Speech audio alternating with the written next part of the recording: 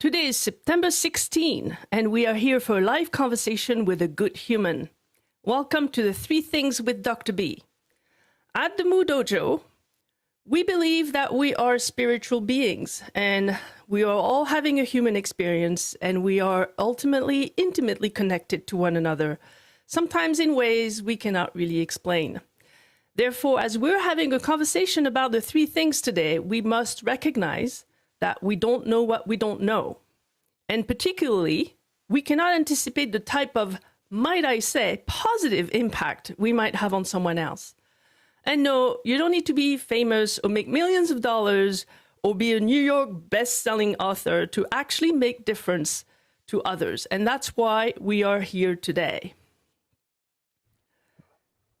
My guest today is Daniel Barber.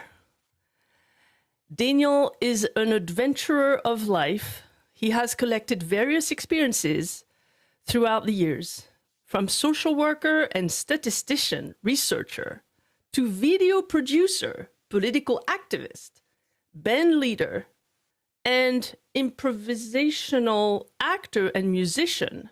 He has stubbornly pursued the question, how can we get from where we are to where we most want to be?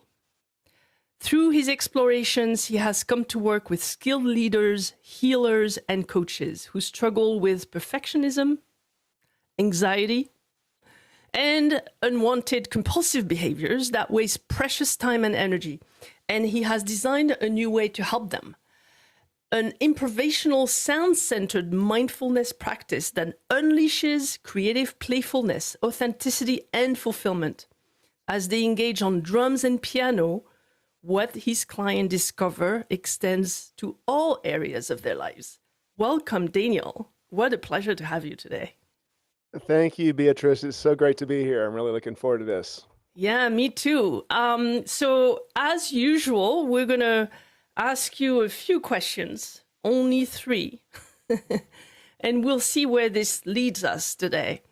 First question about serendipity is, why are you here? Why are we on this podcast today? Very profound question.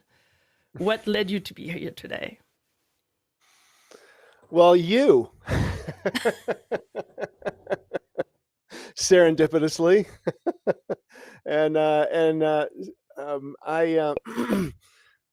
don't know, like this, it's so funny to try to imagine where that sort of story begins. It could begin with the invitation to be on here. It could begin with the when we met a couple of months ago in Vancouver at a business marketing retreat, and had several interesting conversations there. It could begin with my decision to go to that retreat and to drive all the way from North Carolina across the country. Wait, Vancouver. you drove, so we're both living on the East Coast, and you drove from North Carolina to Vancouver Island. Yeah. That's insane. Like, how did that start?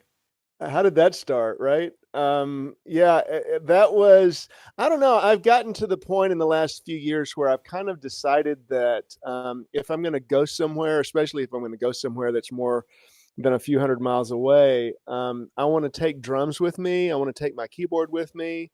And I just want to have stuff with me.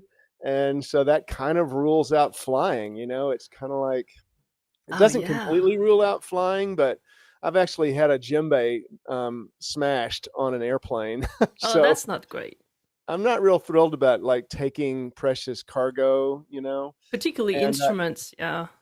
Yeah. So wait, do you have a keyboard in your car? Yeah. It's actually in my car now. I have a portable keyboard. It's a Casio. And it actually runs on batteries, and it actually sounds pretty good. And so I in fact, on the way out to Vancouver, I did a couple of workshops in Nebraska with some former clients there who are setting up a venue, kind of a retreat venue. And so I did a couple of workshops there on the way out there, and then I did a couple of workshops at a retreat center in Saskatchewan on the way back. And so, when you're in your car, you can do stuff like that. Right. So It's so versatile. Like you could just adjust and improvise, which it seems that improvisation is a key word in your life. So I it's want to pretty hear more key. about that. So yeah, so you decide to go to that retreat. You decide to drive, which leads to more opportunities on the way in and the way back. And then we meet. And I decided to go to the retreat. So we could also go back to when did we decide to even follow Tad Hargrave and go for marketing for hippies, right? Right. It started, so the Absolutely. other thing is when I met you, it was obvious that you were kind of camping out of your car, and that you had your instruments and you brought your djembes as well. But one thing that fascinated me is I walked past your car and I saw the plate and it said, "I am sound." And that like triggers so many questions. So let's start with that. Okay. Why I am sound? I mean, that could be a little bit of purpose, but let's stay on serendipity with this idea Yeah. here. Yeah. Well, this work really is, it very much aligns with what you said in your introduction. We're spiritual beings, having a human experience. We're all deeply connected in ways that we really don't know.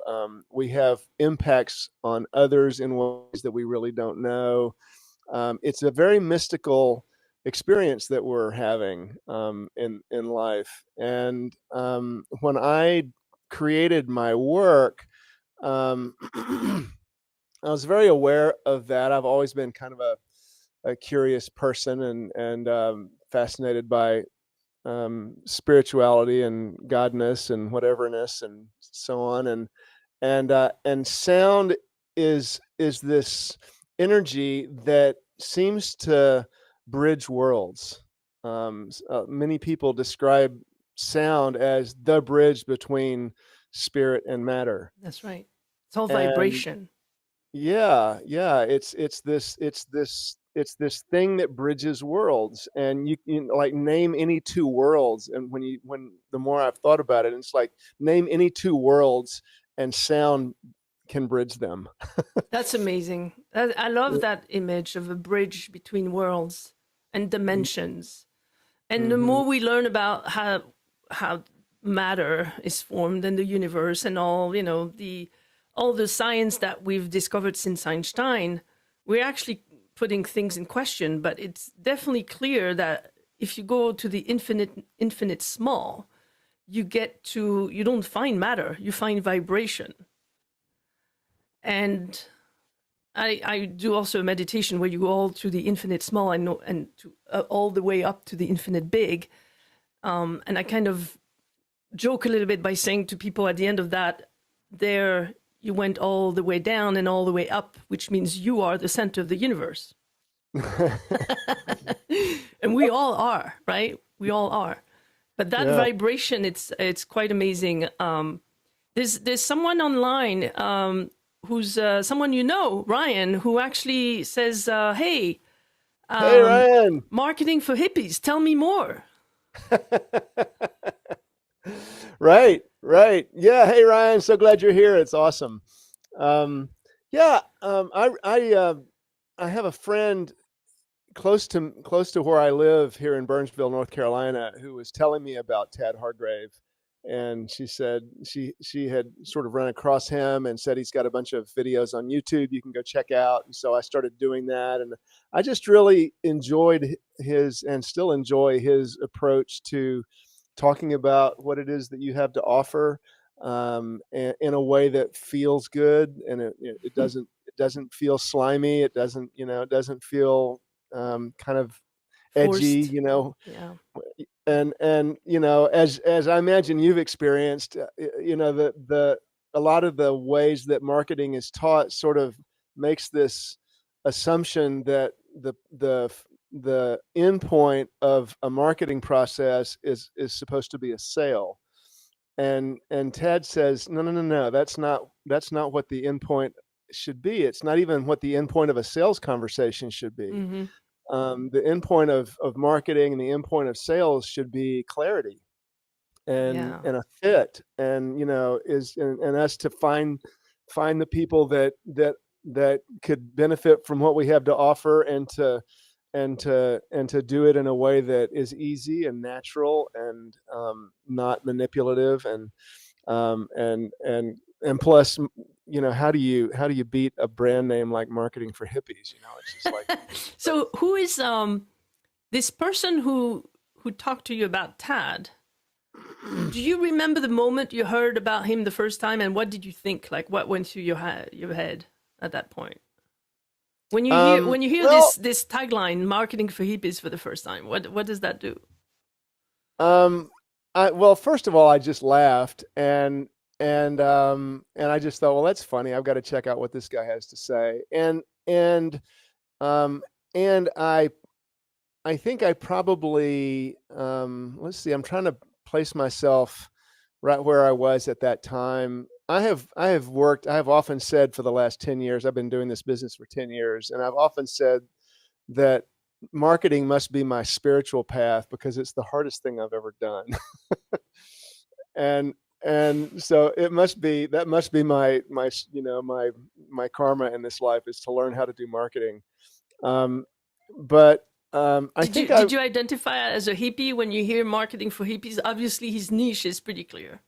I mean, yeah, kind of. Kind of. Obviously, you're the one. Wait a second. You're the one who drove from North Carolina to Vancouver Island. You're a damn hippie, my friend. Yeah, that's pretty hippie. Yeah, I wasn't in a Volkswagen van. So right, that would have been really cute. Yeah, and I didn't have any tie-dye t-shirts, so not completely, and I have no hair, so Right, that's true. He's got the long hair. So Ryan's saying, oh, so the anti-Gary V. I'm not sure I understand it. Selling is illusion. Only buying exists. Your offer is an invitation to buy. It's an invitation. It's an invitation to consider. It's an invitation to consider. I think that's one of the things that I'm really appreciating is that it's really not about it's. And one of the things that he says is when you're talking to somebody, it's like whether you work with me or not, right? Whether we work together or not. That is so freeing. So freeing. It's so liberating. It's just like, oh, thank God. It's like, yeah, whether we work together or not, here's what I recommend to you. And maybe you'll find somebody that can do this, in a way that works for you better than me. And that's great. And that would actually be better. In fact, I think it's really an invitation to free will. It's an empowerment of your client to decide what they want to do, what really works for them. Which is really what I want to offer them anyway. Yeah. That's really the gift of this improv, is to help people to discover that for themselves. Yeah. So we're going to talk about that in a second. But first, we're still on serendipity. So tell us more about you. Like, who are you, Daniel Barber? Who the hell are you, Daniel? Where do you come from? I come from a small planet in the vicinity of Betelgeuse. No, I couldn't. I couldn't resist that. That's one of my favorite lines from The Hitchhiker's Guide to the Galaxy. What a book and a movie! Awesome. Yeah, totally. Very hippies too. I come from a background. I was raised sort of middle class, maybe a little bit higher than straight up middle class. My dad was a dentist, and by the time I came around, my brother's 10 years older than me, and my sister's 15 years older than me. And so by the time I was kind of getting into elementary school, I was pretty much the only kid in the house, and so I was kind of an only kid. My dad's dental business had been going for 15 years, 10, 15 years by that time. And so he's doing pretty well generally. And we're good. I have all my needs are met. I don't get everything I want, but I have everything I need. And we go to this church that's a fairly liberal, decentralized Disciples of Christ church. And so it's kind of a social justice church. Disciples of Christ? Disciples of Christ. Disciples.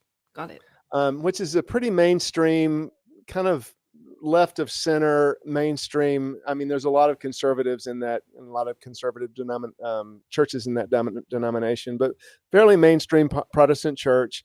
But we were sort of tended to be kind of center left and social justice oriented, and God is love, and no, fire and brimstone and all that stuff. And so it's just, and my best friend was the minister's son, and so we hung out a lot and played guitars together, and we had these philosophical conversations. And I actually saw him on the way back from Tad's retreat. They live in Minnesota, and so I saw them on the way back, which was really great. And but I remember we were talking when we were like 11 or 12. It's like, well, God is I am. And, Jesus says, God is I am. And we're like, what's all that about? It's like, what's going on with that? And we were in it, we were talking about it the way we would talk about it now. And so I've always had this sort of sense, and I got really interested in quantum physics in the early mid 80s and read a lot about quantum physics and sort of the Tao of physics and the dancing Woolley masters and the various popularizations of quantum mechanics at the time. And just started trying to put God with all that. And it's like, well, God must be this energy that is in the middle of all of these molecules and these quarks and these things that are vibrating. That must be like, that's God energy happening. It's God energy manifesting. Love that. And so I've just always had that kind of conception of things, and then I've always just had this real deep desire to integrate, things that seem separate. It's like, well, how do these things fit together? And how does religion and science fit together? And how does ancient wisdom and modern experimentation fit together? And, it's like, how do these things fit together? Because it's all obviously part of creation. And we tend to think about them as opposing forces in our way to understand life. But it actually, the more like when I was in medical school and later on, I had a lot of conversation with someone around science. But the more you dig into the depth of science, the more you question the universe and the existence of an entity and, what leads us to all of this. So science and spirituality, I wouldn't say religion necessarily, but they have a huge common ground. They're just saying things differently, but it's still the same thing. Yeah, and science is just a process of asking questions and testing hypotheses and I was a quantitative statistician for quite a few years, and How did that happen? I know. Was that like a love of data and analysis? Well, I was good at it, but it was really more that I was trying to figure the world out. Mm-hmm. And I remember, I started off in social work. So from that church that I was at in as a kid, we for a while we did these camps, these summer camps for kids from across the tracks, and underprivileged kids, people of color mostly. And it was a really interesting, eye-opening experience that we just loved. We loved those experiences, and I wanted to get into social work and to like serve in that, in however way that I could. And long story, much shorter. I ended up going into social work for a while, and then going from there into social science to try to look at the systemic things that were going on. Different altitude, different perspective. Right. Because social work was you'd see these people come in and you'd help them for a little while, but then they'd go right back into the same system. Mm-hmm. And so I wanted to tweak things at larger levels to make a bigger difference. And so I ended up studying global socio-political dynamics, and to try to figure out why there was such poor distribution of food globally. and even though there was plenty of food for everybody on the planet, it was really poorly distributed. And so my area of study for most of my grad career was to look at the statistically measurable features that we could try to analyze to try to figure out how to improve the global maldistribution of hunger. Wow. And so that was my deal for a few years. And How close did you get to something like an insight or a solution or well, a there were realization? several things about that sort of do get to this that we're talking about. And one is that even at very sophisticated, high-end levels of deep exploration using a lot of data and a lot of sophisticated tools. I went to North Carolina to study a statistical procedure called LISREL, which was very cutting edge statistical technique that enables you to build really complex models, look at their error terms, really go deep into the numbers, so that you could be very precise. And what I found was that even at those kinds of levels, people still spend years and decades having arguments about their theories. Right? So it doesn't matter the clarity of the data or the details that you get, you still argue about it. You still argue about it, and you're still justifying your position. You're just doing it at a much more granular level. You can still sprinkle bias basically, regardless of what the source is. Everything, so much of any scientific endeavor requires assumptions, a whole bunch of assumptions to be made. Mm-hmm. So you have to make a whole bunch of assumptions in order to simplify the external world so that you can say all else being equal. Right. Right? When you can say all else being equal, then you can say, well, then now we're going to say that these are the things that I'm looking at and those are the things that matter. Mm-hmm. And while somebody else over here who sees the world completely differently can come up with a completely different set of ways of looking at the problem. So basically basically people can disagree on the assumptions, and therefore the conclusion is they're not going to agree on if they don't agree on the assumptions first. And in the world that I was looking at, the assumptions never hold. They never hold. They call it it's called homoscedasticity. The fact that everything else outside of what we're looking at is randomly distributed. So it's never all else equal, basically. No, it's a fluid thing. It's not, and we don't know the extent to which those things have a meaningful impact on the thing that we're studying. And so I came to the conclusion ultimately, aside from just not wanting to sit in front of a computer for the rest of my life, a couple of things happened. One was that I learned in my development studies that where the real positive change happens in the third world that I was looking at is when a bunch of women get together and buy a cow. Yeah. And they start doing stuff that, right there at the grassroots, people get together and they say, okay, let's pool our brains and our hearts and make something. And that's when the real positive kinds of changes tend to happen that last. And it's amazing because you start from the human on the ground level with the work at the church in your community, and then you go all the way up through science and try to get perspective and try to get the right approach to change at the macro level, and then you have this realization that you can't really get consensus anyway, and that grassroots is actually going to have more potential impact. But at least it gets people into action. Yeah, and I mean, it's a little bit of that, and it's also, I think for me, part of the thing that I came to was that rationality is inherently limited. We can't get the whole answer through a rational approach.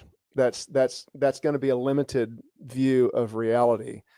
Um, Got and it. and and so of course we kind of know that, we know that more now over the last 100 years with quantum mechanics and all that when you look at these particles, that sort of sometimes it's a particle and sometimes it's a wave, and that there are people who are saying that they have explanations for that double split, that double slit experiment, and all that. But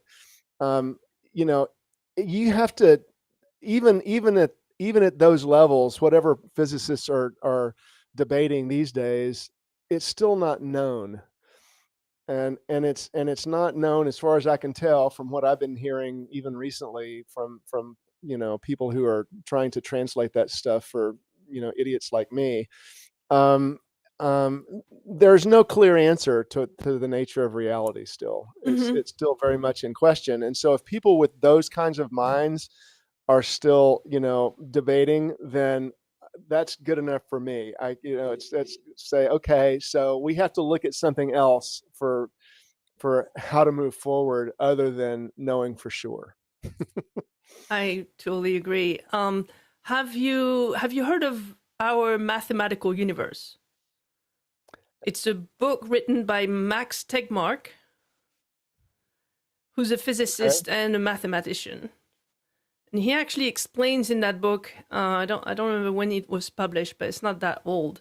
And he explains really well for people like dumb us around quantum physics, all the state of knowledge that has reached consensus up until now. So 80% of the book is about the consensus, and it explains all what we know about quantum physics and universes and so on. And then the 20% towards the end of the book is his own hypothesis around our world being, you can only explain our world through mathematics, because our perception of the world depends on our body and us having that human experience through the senses. And if you abstract the observer that we are in our own life, what's left to explain the world? It's not going to be colors. It's not going to be objects with names on them. It's going to be vibration, and it's going to be mathematical equations, basically. So I really recommend that book, Our Mathematical Universe by Max Tegmark. Really Interesting. awesome. Yeah. Yeah, sounds interesting. Ryan says, never doubt that a small group of thoughtful, committed citizens can change the world. Indeed, it's the only thing that ever has. Has. Margaret Mead. Mead. Yes. Yes, I love that. Yeah, who knows? Who knows? I think one of the things that I get clearer and clearer and clearer about the older I get is that we have no idea, just what you said in your intro, we have no idea how much of an impact we make. That's right. And I heard a beautiful story recently that I don't know if I shared it with you, but I'll share it with you privately. Because I want to spend time on you, not on me. So we are at the point where you went into research and then you come back down from there. And how from that point on to I Am Sound, what happened? Like, how did you get to? Because you did other things in the midst of this. You were acting and doing improv as well. So what else happened to get to this point? How the hell did you get from there to here? So I left academia and got into video production to tell the stories of the cool stuff that's happening at the grassroots. And so I did fundraising videos and volunteer recruitment videos for nonprofits for about 15 years.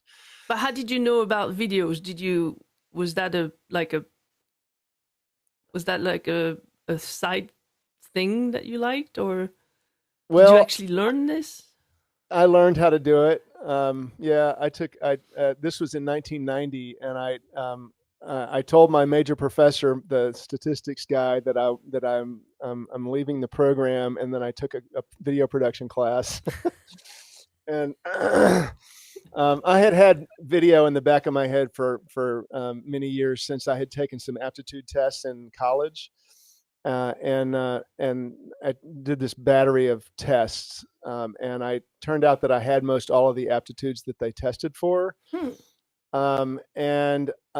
So they said you can do pretty much whatever you want, and it was like, thank you so much, thanks for narrowing it down for me. This is not what I needed.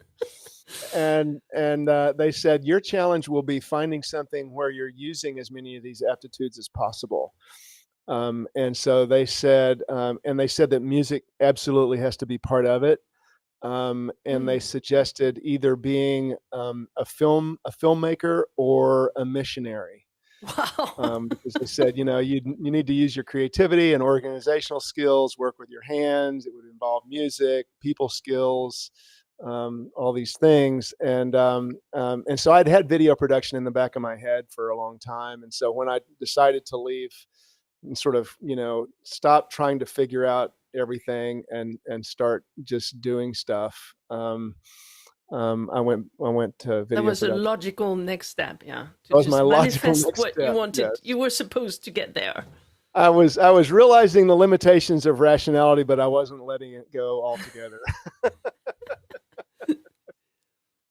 So videographer. So what did you accomplish there? Like some of Well, your. I did a lot of videos for a lot of great nonprofits who were doing a lot of really cool stuff in North Carolina.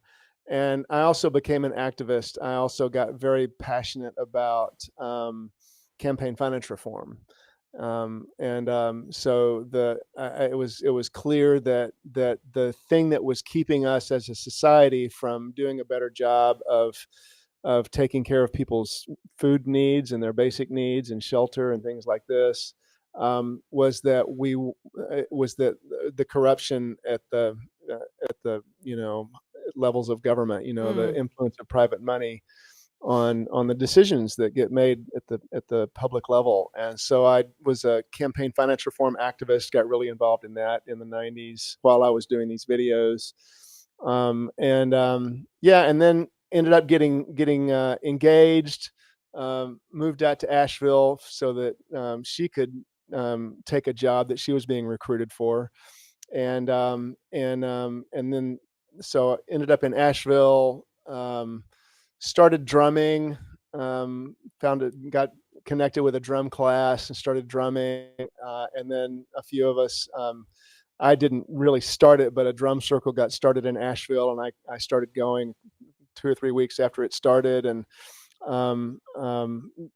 started doing a lot of African drumming, and then eventually got back to the piano. And then my marriage dissolved. And so in the middle of that we were 3 years in, and it was my second marriage, and it was really devastating.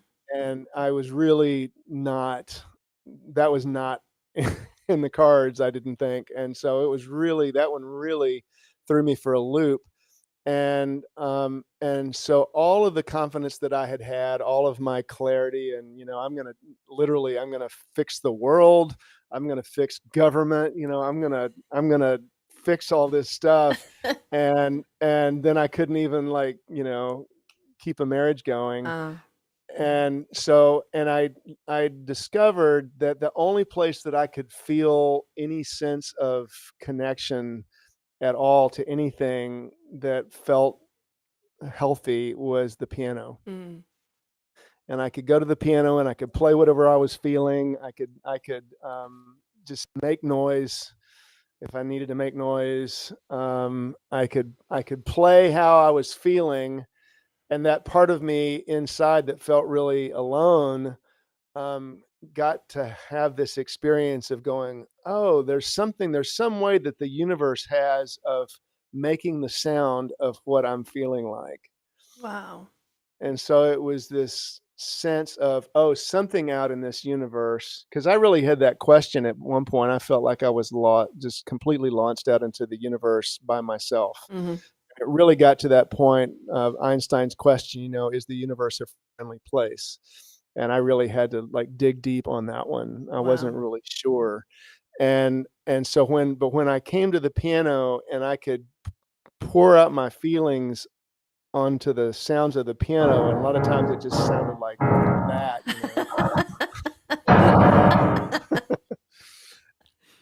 but that part of me inside that felt that way could go, oh, the universe can reflect that back. And so Amazing. it was having this experience of that sound coming back from outside, and Huh. that was reassuring. Nice. And so how long ago was that? That was 25 years ago. Okay. So we're That was about 2000. 2000, yeah. So it seems that you reached kind of a rock bottom there with your marriage and your life in general, but you've done so many things. And so how do you get from, usually, when we're all the way down at the bottom, there's only one way back, it's up. I always think about when I was at my lowest in my life, I felt like I was at the bottom of the pool, like a Olympic pool, on the deep end. But then Yeah. when you are actually at that deep end and you touch the ground, there's only one other way, which is push back on that ground and come back up. So what's Yeah. your journey there to come back up? Well, it was long. It was kind of long. But it very much the drums and the piano had everything to do with it from there. As a bridge, right? It served as the bridge. It definitely served as a bridge, and I was drumming a lot in those days. I did a lot of African drumming. I played for different African dance classes and different groups, and for several years there, I did a lot of African drumming. And at one point, I decided I probably should get back to the piano and really kind of start playing more. And I had played when I was a kid, and I had always been interested in improvisation. My brother was a jazz fan, and so I'd always loved Oscar Peterson and other Nancy Wilson and other jazz artists, Joe Pass, and Jimmy Smith, and several of those folks. And I always wished that I could learn to improvise, but I couldn't find a teacher. I didn't have a teacher. And so that was a real deep, like I could play, there was a lot of things that I could play, and was pretty good at it. By the time I was in senior in high school, I was pretty technically facile, and I could do some fairly complex stuff. So I was pretty good at it, but I had a friend who I played guitar with, another friend that I played guitars with a lot, and one time we were at his house and we'd been playing a few songs on the guitar, and we went into his living room and he had a piano in there, and he goes, "Why don't you sit and play something?" And so I played this, and so that was fun. And then I sat down and he got up and he just started playing.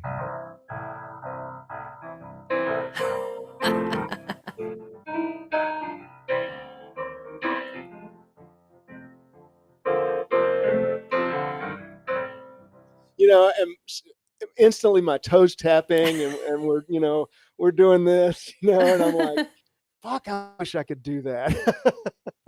It's like, I really wish I could do that, and I couldn't. And so I just completely longed to be able to sit at a piano and improvise and just make it sing. And I struggled with that for years and years and years and years. Wow. And you couldn't find anyone to teach that either. I didn't really look. I just thought I could teach myself. Mm-hmm. And so I got different jazz books, different jazz textbooks, and I would look at chapter 1 and I'd read through it and I'd know everything that it was in there. And they would say, "Okay, now do this in all 12 keys." And I'd like, "Oh yeah, okay, right." And I would sort of do it, but then I wouldn't really do it.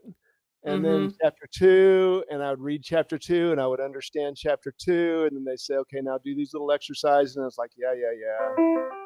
and I would sort of do it, but I wouldn't really do it. Uh-huh. And then chapter 3 and 4, and by the time I get to like chapter 5 and 6 and starts to get into some stuff that I hadn't really known, then it was too hard. Mm-hmm. And I couldn't really do it because I hadn't been doing the finger work from the exercises from the chapters before. That's right. And I didn't have the discipline or the patience to just do it.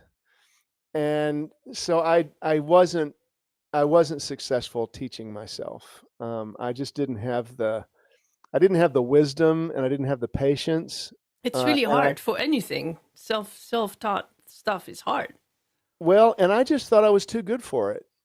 It was like this gulf between I'm completely incapable of doing this thing, but I think I'm good. Mm-hmm. I'm better than this. I'm better than this. And so I could never, like, eventually by the time 2000 came around and I was completely, all my confidence was shot, and I had to accept the fact that, dude, you're not all you think you are. Mm. And I had to get that I might be good technically at the piano, but as an improviser on the piano, I'm a rank beginner. Be a beginner. Yeah, that's hard to realize. And that was really, really hard for me to realize. Oh, wow. And when I finally was able to accept that and hear a teacher say, there's things that you can learn here at this level, that if you don't learn it at this level, then it will get in your way later. Mm-hmm. And you won't have the time to learn that later because you'll be learning other stuff later. So learn the stuff that's here for you to learn now, and really allow yourself to really get it and really master it. So is that what you did? Still helps me now. Huh? Yeah, is that what you did? Yeah, eventually. And like I say, it took me a long time. That was a really hard lesson for me. And still is sometimes. But I know now that when I give myself more time and space with something, even if it seems like a simple, like I've been working on this thing recently.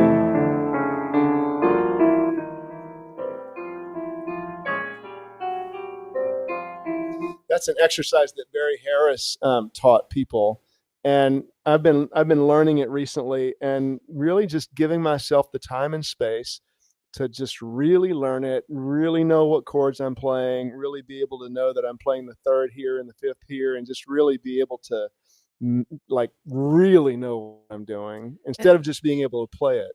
What I like with that exercise, it sounds good too. And it sounds pretty good. Yeah.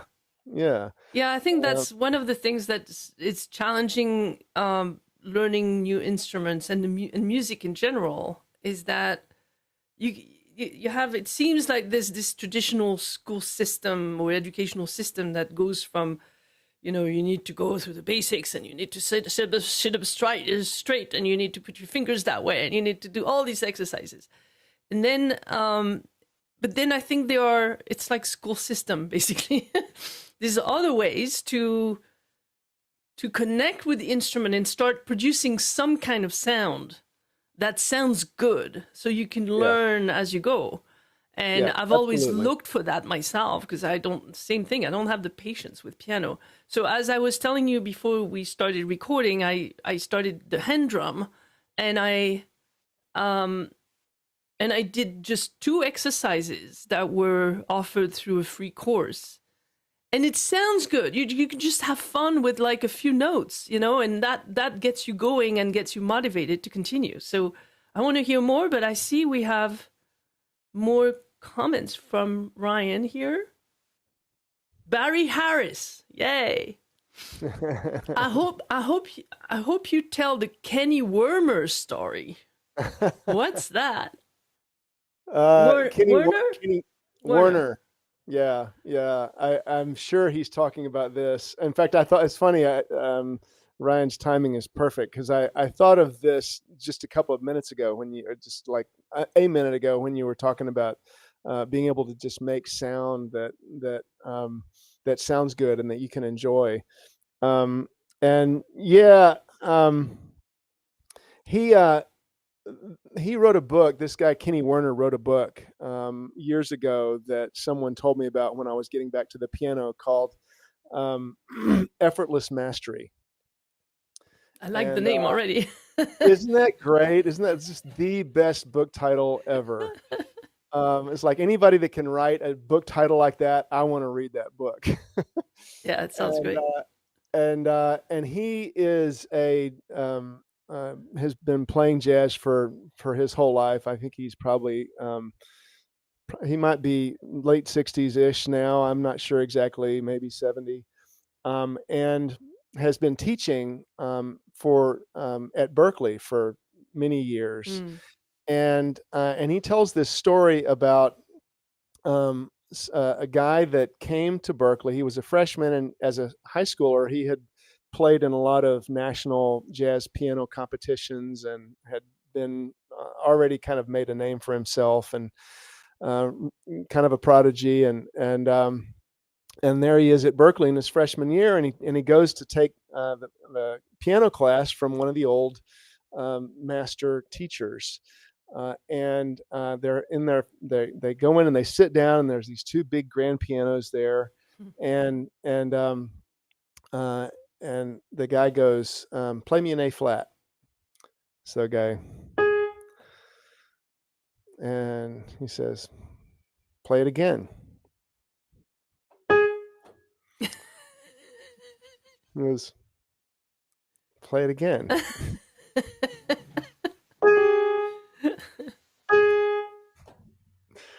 and this keeps going, and he keeps asking him to play it, and over and over and over again.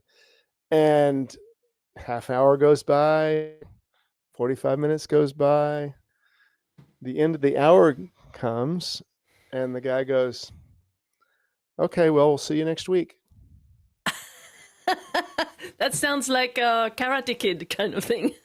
Yeah, very much. Take this brush and just like paint this. Right. And very much so. And so the guy comes back, and you can imagine what he must have thought all week long, and I thought this was supposed to be this great teacher and all this kind of stuff. And then he comes back and he sits down, "Play me an A flat." And I don't remember. I need to go back and read the story again to refresh to exactly what happens. But it was either that session or maybe even into the third session. I don't remember. But at some point, and they're at these big, long, grand pianos, right? Beautiful, exquisite instruments. And at some point, the kid finally he just goes,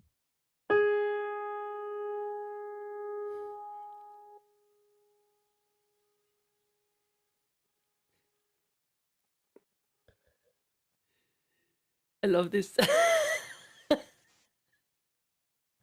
and just listen to it. Right. And those pianos, those long 12-footers or something, that can go on for a couple of minutes. And with all that, and if he had the pedals down, the overtones above that, it was probably an absolutely exquisitely gorgeous sound. Yeah. And he just held it until I get teary every time I tell this story, and until you just couldn't hear it anymore. And that vibration can last for a long, long time if you pay attention. It can last for a long, long time on those pianos. And so when it was finally you couldn't hear it anymore, he lifts his finger up, and the old guy goes, "Okay, now we're ready to begin." Wow. It's like that. And I love the story because it just shows how the impact of teaching, the impact of something you say, is through the experience of it. Because he could have explained, okay, you could play like this, you could play like that, but you need to listen to your note and just like listen to it. Yeah. But if you tell someone to do that versus you let them feel the urge for it and understand why behind it, it's like it probably accelerates. It's like taking a long step back to leap forward much further out because the intensity of that teaching Mm-hmm. cannot be Mm-hmm. replaced by any words or any long lecture. Yeah, and it's that, and the discomfort of not knowing, the discomfort of not knowing. Mm-hmm. It's like I'm sure that kid was completely bamboozled, and it's like it must have been really super uncomfortable to be in that place of not knowing what this person is wanting. What am I missing? What can I do differently? And Yeah. not knowing that, not and having to go through all of his own self-assurance and confidence and knowing, and having to get to that place of really being curious and stepping over into that urge, as you mentioned, urge to listen and shift and approach it from a place of curiosity and listening. Yeah. That's really profound. I love this. So, how did you get from that moment when you're playing the piano, learning about improvisation, and now you're teaching, and you're not teaching the piano, you're teaching a lot more. So let's kind of segue over to purpose. Like, and I'd love to share more about how we met, but that can come later. Um, how do you get from? Of course, we always continuously learning as we're teaching others, but you get from wanting to improvise, and now you teach people to get a better version of themselves through improvisation on the piano. So how do you get to that? Well, how did I get to how did I get to the point of doing that, you mean, or how do I help other people with that? Yeah, both. Yeah, both. Well, I think that the seeds of this work really started when I was in that deep grief and realized that, oh, there's something here that's deeper than just playing music. You Mm. know, there's something that's possible here. This instrument can be an ally, a real deep ally in life. You know, just by being able to make sounds that can touch so deeply. Hmm. And I knew, as someone who was coming back to the piano in my 40s, that I would probably be involved with helping other people get back to the piano, because that was so much of my story. Um, and it wasn't, and I also had this fascination with improv forever. I've just always felt like that is probably, like, aside from lucid dreaming, you know, improv is probably about as close as you get to touching the face of God, Mm. is by being on that edge and listening for what's wanting to happen, and you being this vessel for spirit in a way that is, pretty, about as far as I can tell, about as close as it gets. We're improvising when we're making love like that. That's the same kind of thing. It's very Yeah. much of a moment to moment, very much in the present, and then listening for what's wanting to be created. Hmm. So I started creating the framework for this work, and I have this thing that I call the Holy Trinity of Improv, which came from my own experience as a musician and an improv actor in an improvisational theater company, an actor and a musician in that company. So learned a lot about improvising in that realm also. And then I also led this band at a church in Asheville, where we did a lot of flying by the seat of our pants Hmm. a lot. And and so just learned a lot over time about how to be in the moment and adapt and shift and be flexible. And so I had already started teaching some of that stuff. Oh, and the Holy Trinity of Improv came from Yeah, all tell that. us more about that. The Holy Trinity of Improv is to listen carefully. It's step one, and it's what we always have to come back to, is listening. Mm. and step 2 is to feel deeply. And so, listening carefully to what's happening around us, what's happening now. It's a response to this. I also have these thing that I call the 3 foundational questions that all living beings have to address from one-celled organisms on up. What is happening now? 2 is who am I now? And 3 is what do I do now? Nice. And so, even one-celled animals, plants, they've got these perceptual systems. They're trying to figure out what's going on around them. And question 2, who am I now? Who am I in the midst of all this? And then what do I do now? And so that, goes everything from, do I sign up for grad school? Do I marry this person? Do I go shopping? Do I get a peanut butter sandwich? Do I play this note? We're always having to decide what to do next. Yeah. But it's in the context of what's going on around us and who we perceive ourselves to be in any given moment. And so that's the holy trinity of improv. And so I had already started teaching that in around 2014. And then in about 2015, I had this idea that came to me just in a flash of how I could show people how to play the piano improvisationally in any of the 12 keys in a way that I could teach them very quickly. So where did that flash come from? What were you doing? Were you sleeping and you woke up with the idea? Were you under your shower? How did it? I was actually traveling back from California at a business meeting in California.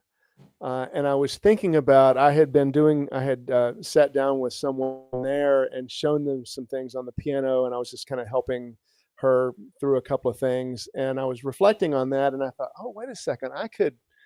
And so it came really from my experience as a gigging musician, because we used to play, over that 20 years from 2000 till about 2001, I played thousands and thousands and thousands of songs in bands as the leader of the band. And so I prepared charts. We played thousands of songs at this church. And in my wedding gigs, we did weddings and dances and stuff. And I played a ton of songs. And I was never really good at jazz, like soloing over jazz tunes. Like,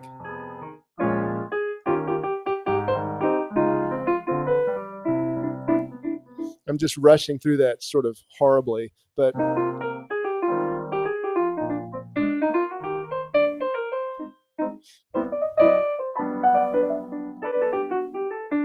I was never really good at improvising.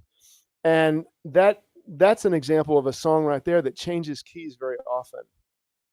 And so in my mind, when I'm trying to keep up with all these chord changes and key changes, I had this way in my mind of going, oh, we're in the key of E now, so I'm going to be playing these 2 black notes, those 2, and these, it's like I had this way of sort of shortcut in my head about how I would know which notes to play in whatever key we're in. Yeah. And this idea came from that. It came from my trying to survive playing solos in gigs. And it's like, oh, I could use that little trick. And so I kind of formalized it in my head, and I figured out that I could probably show people how to do that in an hour, so that at the end of an hour, they could play in any of the 12 keys. Amazing. And so that makes it possible to go ahead and start improvising, because you don't have to worry about sour notes. Nice. So tell us more about what you do now. So what this is really about is to help us to learn how to engage in a different way. We kind of know that we're all one, right? We know that intellectually. Some of us we don't really. Sometimes. Usually not, and we believe it, but we don't really believe it. Mm-hmm. It doesn't fit our experience. Mm-hmm. And And we also know that being in the present is what it's all about. We kind of know that from all the wisdom literature we've ever heard or read. And we know that from our experience too, that it's like really it's about being in the present and not getting too wrapped up in fantasy or the past stuff. But that's that's much easier said than done. And so what the piano does is it gives us a way of practicing being in the present when you don't know what's going to happen 5 seconds from now. Mm-hmm. You don't feel very confident. You don't feel like you know what you're doing. Um, you have this belief that, well, if I just knew more, then I'd be better at this. And there's no way to know more than you know right now. So this is what we're left with, is knowing what you know right now and going from there. Mm-hmm. That's the only option we ever have. And this is a way of giving us the experience of practicing that process of improvising moment to moment, dealing with our own negative self-talk and all our beliefs that we have in a way that we can renegotiate those relationships with those inner parts of ourselves that get in our way, so that then we can have an experiential way of learning a different approach to navigating reality. That's awesome. So I invite people who are listening to this video now to check out your website, iamsound.info, right? If I'm not mistaken. And you'll find a video. Yes, that I'm sorry. I almost corrected you, but that's right. iamsound.info. Yeah. Sorry. And there is this video on the homepage that I encourage you to watch if you want to understand what Daniel does, because I watched it and it was so insightful, and it shows so much of the belief and the point of view that Daniel has on life and how he can help people like literally break down barriers and that self-talk in their life, so that through music and through experiencing improvisation on the piano, you can actually start realizing that there are things you do in your daily life that you could question the same way as you question the notes and you improvise your life. So tell us more about that, and who do you want to help most? Who's your niche? So I think this is really helpful for people who may be in some sort of a kind of a major life transition. And the reason that I think that is just because that was my own story. So it's not essential, but if you're in the midst of a major life transition, I think we're more open to a completely new way of approaching things at those points in life, you know. And so I think ideally it's people who are in some sort, whether it's a divorce or a career change or retirement, or maybe you're empty nesting for the first time or something like that. And also people who are overwhelmed by all the stuff that's going on in the world these days. And there's just so much noise, and feeling overwhelmed by information and energies that are coming from a million different directions. And this is a good way to help them to find balance, and to not only like come and just to sort of escape, but also to really develop a different level of ground, and a relationship with yourself that is more balanced, and you can be more resourceful and more confident and more calm and feel better in your body. So I imagine you would want your clients to have a piano or some kind of keyboard that they can experience that. But do they need any past experience playing the piano or even music? No, that's one of the things that little technique that I call the 12 keys with ease makes possible. You don't have to have ever seen a piano before. And yes, it's helpful to have a piano. I do this work sometimes with people on hand drums, so that's also a possibility. Cool. The cool thing about the piano is just that it has so much more expressive potential. You know, drum is awesome, and I love it, and I highly recommend it. Doing this work on piano is really cool just because of the level of detail that you can go into. But yeah, having a piano that you like the feel of and like the sound of is really helpful. Even if you've never seen a piano before, or don't have any music experience at all, this process can still work for you. And sometimes it can actually work better for you than others because you won't have as many of the preconceptions about the piano that people you don't have to undo previous work. Right. Exactly. So if I'm, for example, like a wellness coach, and I used to play the piano when I was little, but I kind of lost track of that, and I have a keyboard, but I'm not, I don't feel the courage to touch it. How do you start working with someone like that? Like what would you offer first to start understanding whether you can work with them or not? So I am in the process of putting together some resources that would be good for someone like that. I'm calling it a starter kit. This is something that you and I both have been encouraged to do by Ted Hargrave. And I'm in the process of putting that together. You can actually go and sign up for the starter kit at that imsound.info page. And I'm shooting to get that kit ready by the end of this week. Nice. So if you sign up, then you can go and what that starter kit will do, it will give you a little bit of a feel for this work, the philosophy behind it, and ask you some questions, and you can sort of explore whether it feels like it might be something that would work for you or not. Very cool. Look forward to that. So someone has signed up for your starter kit, went through it, loves it, wants to work with you. What's next?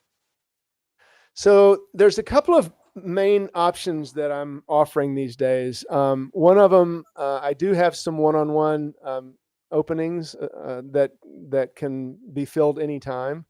And I also have a year-long program that is, so far at least, it's on a cohort basis. And the next cohort begins in November. So Nice. I'm going to start accepting signups for that program in October, come October. So that's another option. And so if you have someone, and you probably already have had members for a while, what do they get out of working on a membership basis with you after several months? Like what shifts are they going to see and observe in their life?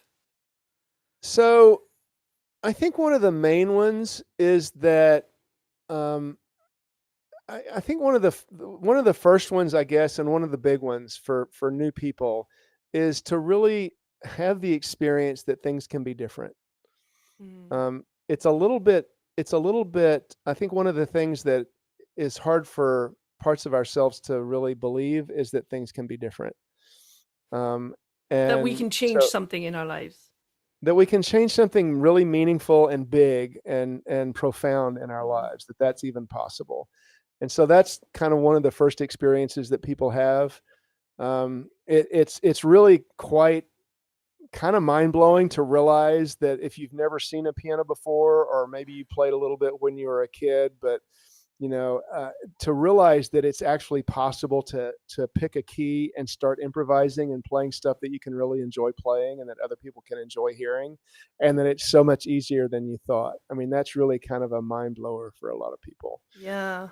And so, so as I understand it, although you're using the piano, you're not teaching people to play pieces of music just for, the family or things like that.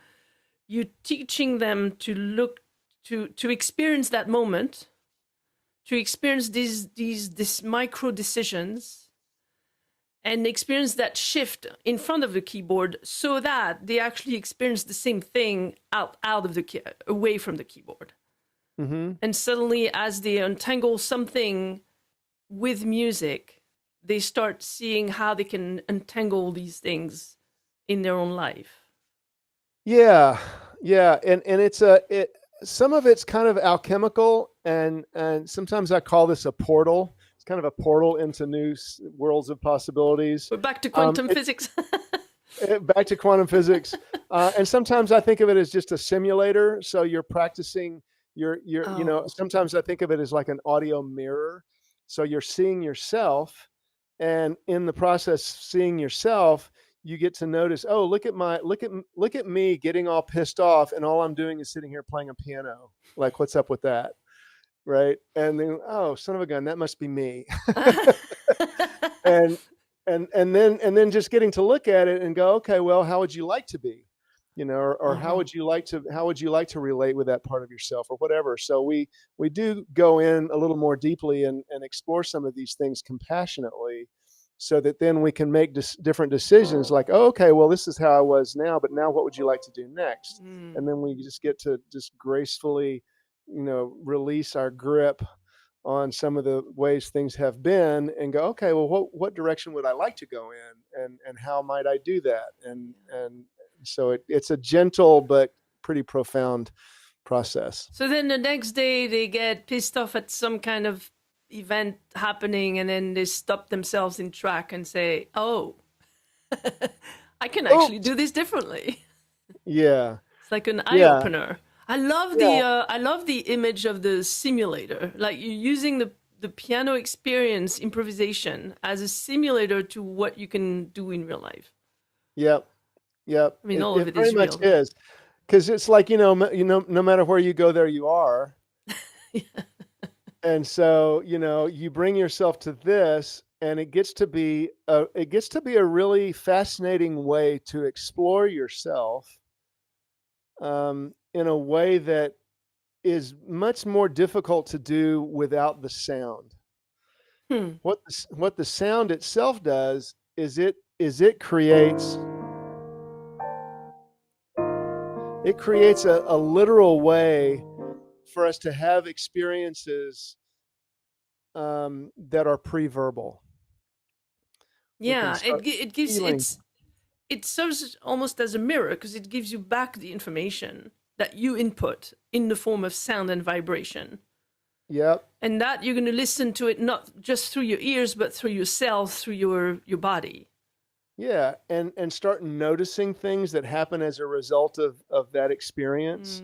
Ideas come in through our intuition, and I wonder about this, and so these internal experiences start happening, in this mixture of our creative ideas going out and the sound coming back, and all this stuff swirling around, and some really amazing things can happen that are well beyond what you can do in a therapy session, or reading a book, or even meditating, because the piano as an ally is really supporting you in ways that nothing else can.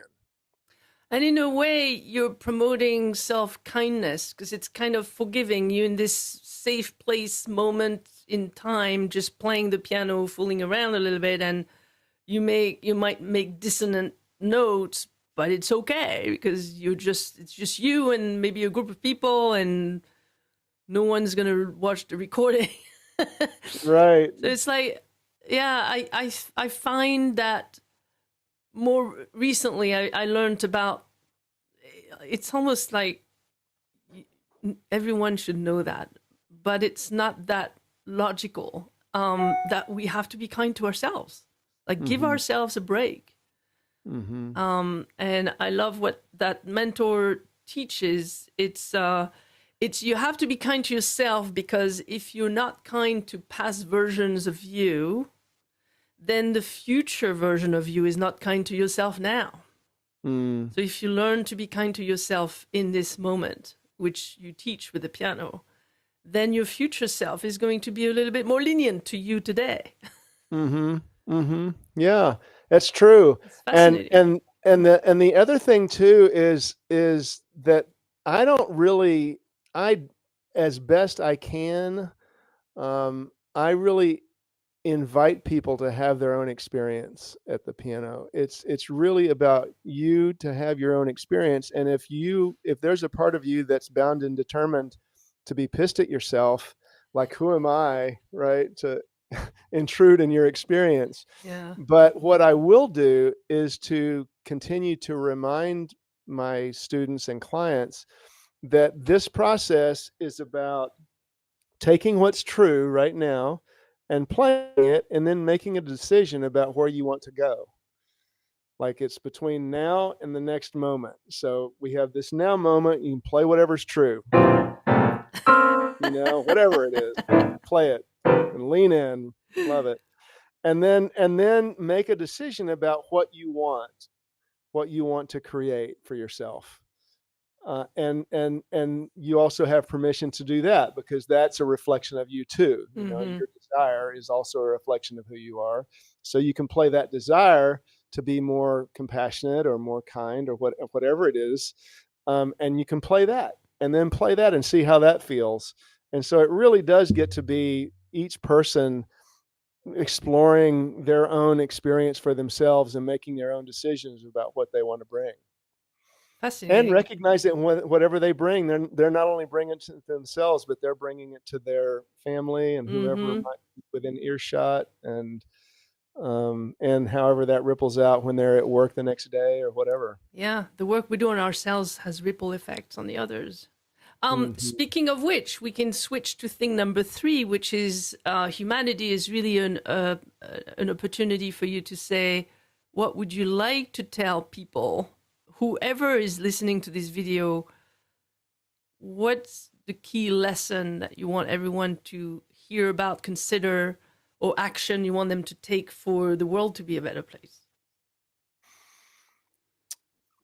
So